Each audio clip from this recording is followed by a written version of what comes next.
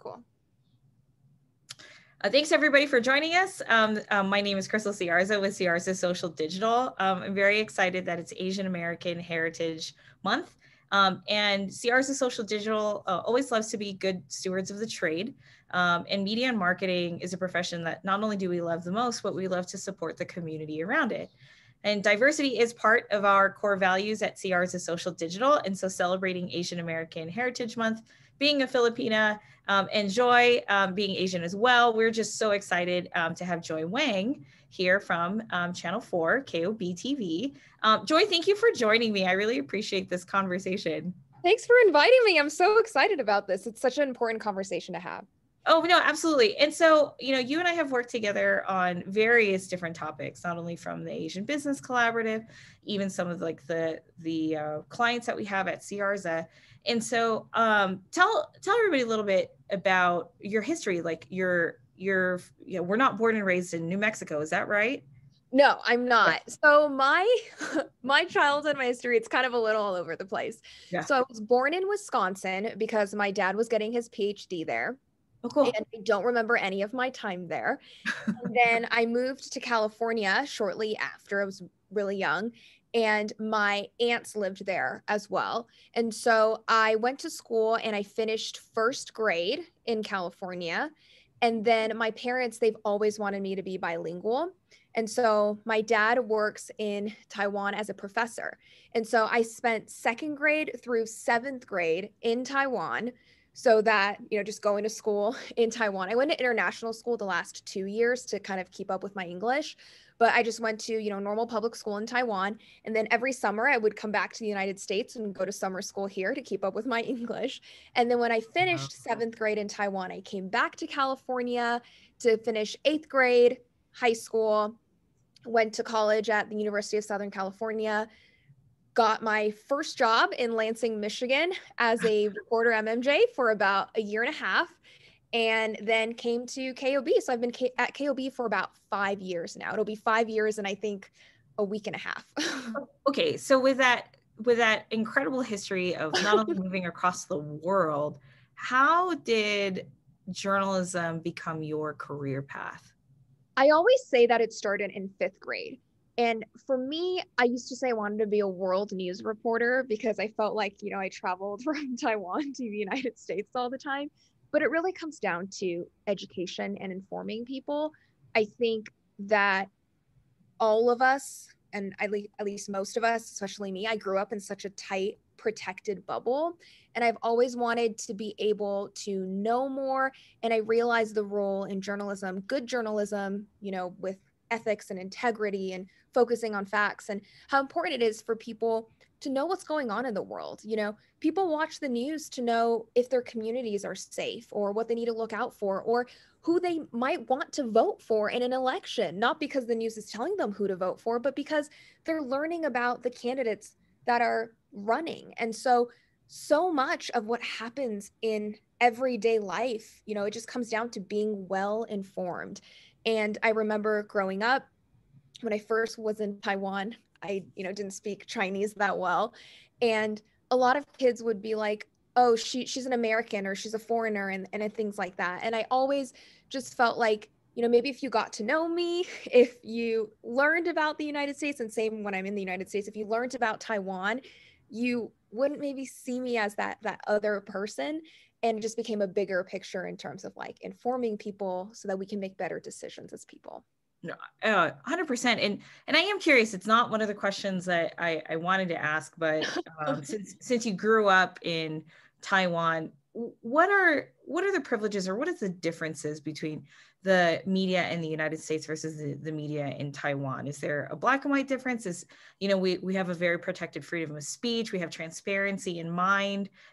So I'm curious, like, what's the differences between those two? So growing up, I just, you know, since I left after seventh grade, I just remember it being a lot more scandalous in a way. In Taiwan, I don't think there's any sort of like intense censorship or anything like that. It's still very much focused on, you know, democracy, freedom of speech, all of those things that we value in the United States as well. But maybe a story about a knife attack or something like that you would just constantly see that being replayed on a loop when you're watching TV, you know, just that one shot. I remember it was pretty recently, my dad, I went to go visit him, and there was a political leader giving another political leader a handshake. And the news focused on how they held their hands for 12 seconds or something like that. And I just remember being like, we're focusing so much on that specific interaction. And, you know, political leaders, there's tensions. I'm sure there's a lot of history behind that. But that was something that stood out to me in terms of just the importance of like viral videos and focusing on those little details that I think as a journalist here, I don't really think about all the time. But it could also be the kind of news my mom is interested in, because she is a fan of gossip blogs. So. No, I don't know if my parents are. So my parents are, you know, in the Philippines. My dad is in the Philippines, and my mom is in here in the United States as they're traveling back and forth. And I noticed that too. It's like, it's a very different way. Like, there's no sense of continuous storytelling. Like, you know, we start with a lead in journalism, right? We start with a lead, and then we have the body of the package, right? Depending on how long the package is. And then we have like what we call in marketing, the call to action. You guys have like a tag, like, where do you go for more information? How do you promote the station? And it's just so much like the story was like 10 minutes long in the Philippines. It was just so odd. Yeah. But so, yeah, so I can see where there's like cultural differences between the news stations, which is crazy. Like, kind of moving along the lines of, you know, not only just talking about our Asian cultures, it is Asian American Pacific Islander Heritage Month.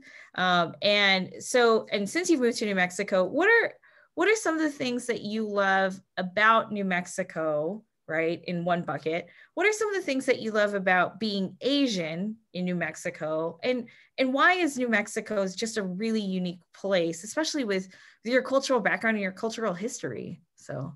I mean, I think we know how diverse New Mexico is, but specifically being an Asian American woman in New Mexico, I think there were a lot of things when I was growing up in LA I took for granted. So I went to public school, but we were, I think, 70% Asian. And so coming here, obviously it's a very different experience. And even being in Michigan was a different experience. Everyone always thought, especially because I was younger, when I was in Michigan, everyone thought I was an international student who went to Michigan State University. And I would get that all the time. And when I first started here, I mean, maybe it's because I'm looking a little older, I would sometimes get that as well, like, oh, she's an international student. But I think you just really learn to not take a lot of things for granted, and you find people who appreciate your culture or understand your culture or grew up in a similar way, you know, like, and when you find good food that you miss, you share those secrets with each other. When you find a place that has a secret menu that, like, oh, I can read their secret Chinese menu, you just get really excited about moments like that. Because when I grew up in LA, it was like, just especially my specific community, there were so many Asian people. Like, we had shopping centers where you would barely see a word of English because everyone there who was shopping at least spoke a little bit of another language or read a little bit of another language. And so being here, I think you just kind of really hold on to those moments. And, you know, I'll text someone else. I remember I was like, do you know where I can get red envelopes around here? Because it wasn't just available at every grocery store like when I was growing up. No, it's funny you mentioned that too. I grew up in a very predominant Filipino area where the statistics in the high school that I was planning on going to in the Bay Area, it was like 25% Asian and then 28% Filipino, and then like 13, 15 Hispanic, and so on and so forth. And so I get that. Like, even the red envelopes, I remember them getting them in Catholic school. And I'm like, I don't celebrate the lunar holiday, but Chinese New Year was always a holiday for us, you know? So I get that. I think it's really cool that some of us don't see, especially if we've lived in New Mexico for a while. So yeah. And my mom, like, I remember it was like kindergarten or first grade, and she was one of the, you know, parent volunteers one day. Yeah. And she put pennies or like nickels or whatever in red envelopes and gave them to us, and like candy, you know, when we were kids. And I don't think that's something that would necessarily happen here. You know, like, it was probably something she mentioned to the teacher, and there was such a predominantly Asian group of kids in her classroom that she's like, you know, that's a great idea. Yeah. But that's not to say it shouldn't happen here. So we can all, know a little bit more about every other person's culture. Yeah. Well, and I think that this community of New Mexico too would be open to trying something new and something different like that. Like I remember at the Asian Business Collaborative, I told everybody, it was like, I don't have a red envelope, but take the day off and it's paid. So Yeah. So Joy, I really appreciate, your background from USC, phenomenal journalism school. Definitely other journalists in our community have actually been from USC, which is awesome. And so I wanted to kind of pivot really quickly and talk about like media and talk about journalism. And so, some of the people that are watching definitely are in the public relations world, and some of them don't have that connection of actually being a journalist. And so I wanted to kind of talk about it in various different ways. So first off, like if you're a public relations professional or young public relations professional and you want to talk to a journalist or like pitch a story or come up with story ideas with you, what advice do you have on that front? So I think a example of something that's not great is I get a lot of pitches about products, right? And we're not a commercial. We're not going to do a story about your product because you represent a client that wants to sell this product. But if there's a good story behind it, then we might be able to do a story about that person and then talk about their accomplishments, right? And so, or maybe there's a hook. And so I remember there was this, while COVID was happening, there was this one guy who is in Santa Fe who created this like disinfecting robot. And so ultimately I found him, but if you represented someone who had a company like that, maybe his ultimate goal is to sell these disinfecting robots. But I think it's super cool that someone from Santa Fe created something like this, especially if it's someone who grew up here or, wanted to be some sort of inspiration to other people. For me, it just comes down to viewer benefit. How is your story benefiting our viewers? Are they learning something? Are they being inspired by something?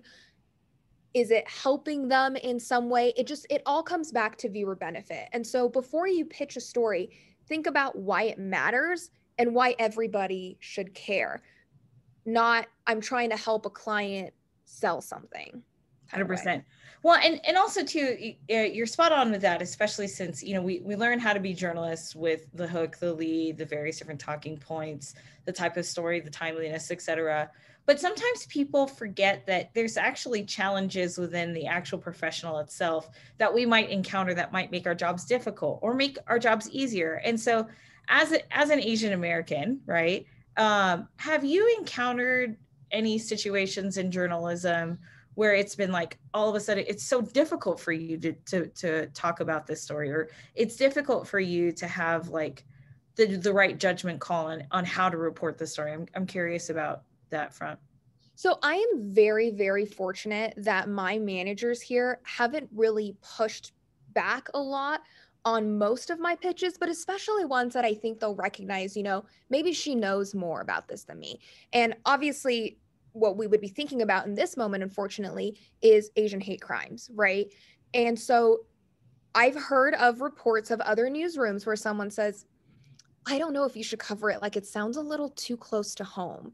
And I am very fortunate that that has never been a situation in my newsroom. Specifically, they actually encourage me to talk more about the issues. And so a while back, the first one that I covered, it wasn't a hate crime, but, it was a racist prank, I guess we would call it, of a UNM student getting his dorm door, vandalized in a sense, saying that he needed a quarantine. And this is before, I believe this is before we had any cases that were in the state, is when that specifically happened. The story might have happened afterwards, but the incident of that prank happened, I believe, before we had any cases in our state. And I didn't hear a word about why I shouldn't be covering it or if it was too close to home or anything like that. In fact, after we did the story, they encouraged me to share some of my own experiences because I get tweets and mail and whatever it may be from people who say really rude things about me. I went on a family vacation in January before, again, we had any cases in our state. And I got comments saying, you know, you shouldn't come back here to the United States, even though this is my home. And my work encouraged me to have that open discussion on air.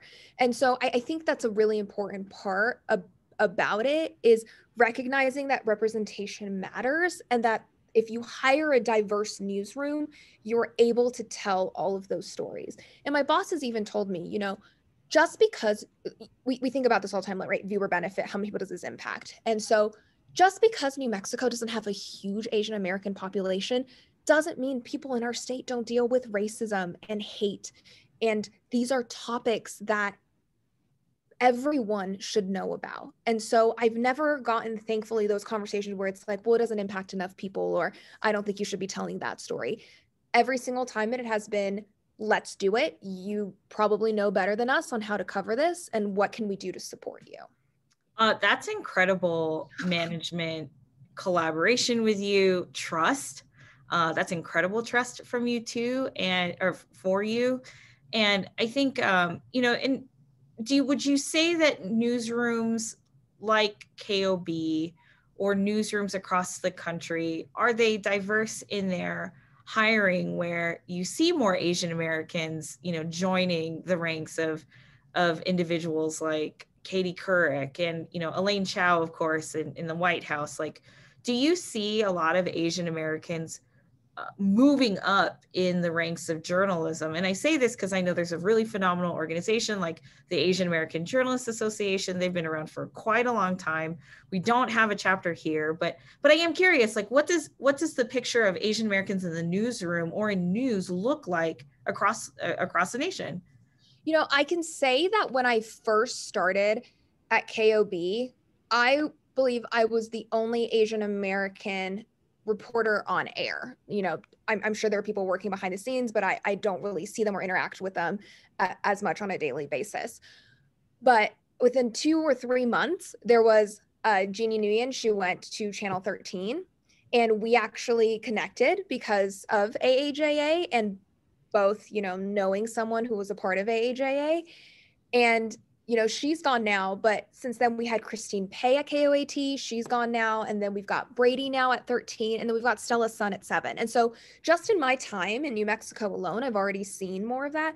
And then before I even got here, you know, Katie Kim, she was at Channel 13, then she ended up going to Chicago. And so it's just, I see that growth. And I also think, unfortunately, when we see stories that are happening, right, like the hate crimes that we're talking about, newsrooms recognize that we need to have a diverse workforce to cover those stories. Like, we talk about the Atlanta shooting, and I remember AJ put a call out to say, hey, I have national news orgs calling me saying they need someone to help translate.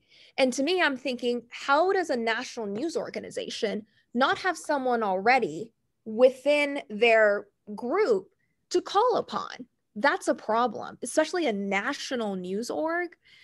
And, you know, we talk about how, you know, few people are Asian Americans here, unfortunately, in terms of, like, I think the latest census was less than 2%.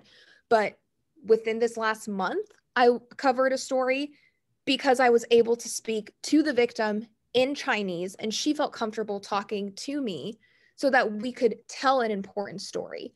You know, it shouldn't take a tragedy or some sort of hate crime for people to recognize that. But I do think in this last year, there has been that bigger push. But it's not just the representation on air. I'm really hoping we will see more representation in terms of leadership, because I'm fortunate in a place where I am right now where I have great leadership. But when you have a newsroom who has a leader who recognizes the stories that I'm pushing for, you know, that'll make a difference. I know that in LA, one of the newsrooms, they have an Asian American female news director. And I remember that just being huge in terms of that. Like, I'd never heard of or seen that. I've only worked, at my last job, you know, my news director wasn't Asian. My news director isn't Asian now either, but just being really excited about that. And then the last thing I would add is, speaking of AAJA, you know, it's all about networking, right? I went to a conference, this was like 6 years ago, and I'm still in touch with the people that I met at that conference. And it's just exciting to see where we're headed, because some of them, you know, might be interested in those leadership roles and what kind of change we can bring about as we all grow in our careers. Oh, I love that. And you said something, even when I heard you say that there's an Asian news director out there, I was just like, where is she? I got to meet her. Like, Yeah. that's so cool, especially Yeah. for us. Like, I have a very similar but different background. Like I grew up in journalism, and I even went to school for broadcast journalism. Being in high school on the print side, and journalism for me just manifested into marketing, right? Media and marketing. And so there wasn't many leaders, right? Like who you're talking about. So my last question for you is, did you have any Asian American role models when it came to being in the media? Or did you see yourself and see, even if they were Caucasian or if they were Hispanic, like you saw somebody on TV and you said, that's who I want to be. Like, that's who I want to be when I grow up, but I want to be her on my terms. And so I was kind of curious, like, did you have those role models growing up or exploring your profession? So before I answer that question, I was going to tell you her name's Pam Chen, and she is the news director at ABC7 in LA. And Oh, cool. specifically, I remember she tweeted out about them doing a special on Asian Americans. And, Uh-huh. when you think about that and you're like, would any other news director have pushed for something like that on a local news level? I mean, it's very likely that they might have if, their reporters said something, but it really made me feel like it's because of that representation that we were really 100%. Yeah. at. I'm with you 100% on that. When it comes to role models, so Ann Curry was a really, really big one for me. Yeah. And I remember my mom loved the Today Show. And I won this like LA Press Club College Award, and she was the speaker that night. And I Uh-huh. remember like just listening and just being like, oh my gosh, like I want to be you kind of thing. Yeah. And then going to AJA, Vicky Nguyen, she was working in San Francisco at the time, and the AJA conference I went to was in San Francisco, and I was Yeah. at one of those NBC workshops. She was one Mhm. of the speakers, and I remember just being so impressed by her and what she was doing. And now she's on the Today Show. Just in the last year or 2 years, like she's doing all these consumer news and like investigative reports, and it's like so cool to see that trajectory and also seeing that type of representation on such a big scale. And then I go back to AJ and I think about people who are even closer to my age. I have a friend, Tiffany Liu. She is a reporter in Dallas now. And she not only is just incredible at her job and winning Emmys and she's just so great at storytelling, but she also puts it upon herself to continue to help other journalists so that they can get to where she is. And I remember, we mentioned Katie Kim because she's also worked in Albuquerque for a while. And she also went to USC. She was a little bit older than me. And, before I got my first job in Lansing, she had gone to Lansing at that same station. And so I actually called her and I was like, hey, can you what should I know? Journalism is about connections, right? Like, can you help me with this interview? Like, what are some things I should remember like before this process? And then she connected me with someone at the current station that she had worked with to help me out. And then she also connected me with someone who was also at Channel 13 with her, but had gone to that station. And then when I decided to come to Albuquerque, she was also another great resource. And so, obviously we all do our best to create our footprints, but I also am just so thankful for all the people who did the work before me that made things so much easier for me to get to where I am now, and that they're still putting in that work now to make sure that that representation continues, on all platforms. Sure. Well, I couldn't agree more. Like, even I remember that's how I grew up in the media, is watching the Today Show, listening to the radio in San Francisco. I would hear and I would see Ann Curry, and I think another one was like Elaine, she's a Filipina that's the White House reporter. I thought her last name was Chow, but I was totally wrong. And like I remember those figures, right? For us growing up, and even now, like Asians in media or entertainment, even, it's like, oh my gosh, there's another Filipino, and they're starring the show, and then John Chu like directing. Like, it's been a generational shift, and it's an exciting generational shift of having more Asians on television, whether it Yeah. be news or even in entertainment. But at And I any think rate, that's what made things, and I mentioned this when we did one of our, Asian hate crime stories a while ago. It was another reporter that did it, but he actually interviewed me for it. And I think, you know, we started with like Crazy Rich Asians, right? And there was just this boom, and now there's like Minari, and like, you know, people winning Oscars and all these other things. And I think that is just what is so particularly painful in a way, that we're also dealing with all of this hate on the other side. It's like we're being represented on all these different stages, and bad people just want to keep pushing us down. And I hope people understand that looking at what we've been able to accomplish given the obstacles and to show where we are now, I think the bad people are scared of what's to come, because we were able to accomplish so much even with those obstacles. So just imagine what we are all capable of the moment we're surrounding ourselves by a society that's open to that type of representation and equality. And that's a really great way to end this segment of our Ciarza's Asian American Pacific Islander Heritage Month series. Joy, I can't thank you enough for everything that you've done, not only for our community, but also for being a friend. You know, I for all the stories and for all the conversations that we have, I greatly appreciate it. So thank you very much. Tune in next time. We'll be having other individuals coming onto our social media feeds. Don't forget to follow us at Ciarza SD on your favorite social network. Thanks.